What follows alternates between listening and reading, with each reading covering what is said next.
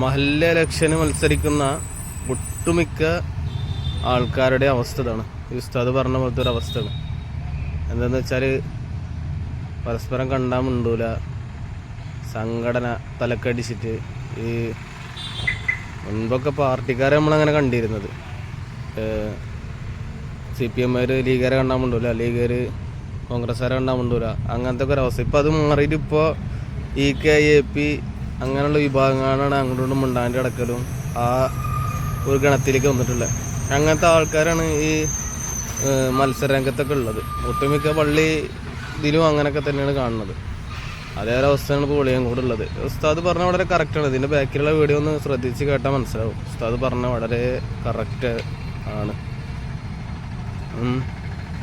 അതിനെക്കാളും വലിയ വിഷങ്ങളാണ് ഈ മത്സരരംഗത്തുള്ളത് ഇപ്പോൾ. അപ്പോൾ അറിഞ്ഞിട്ടൊക്കെ വോട്ട് ചെയ്യുക, എല്ലാവരും മനസ്സിലാക്കിയിട്ടൊക്കെ വോട്ട് ചെയ്യുക.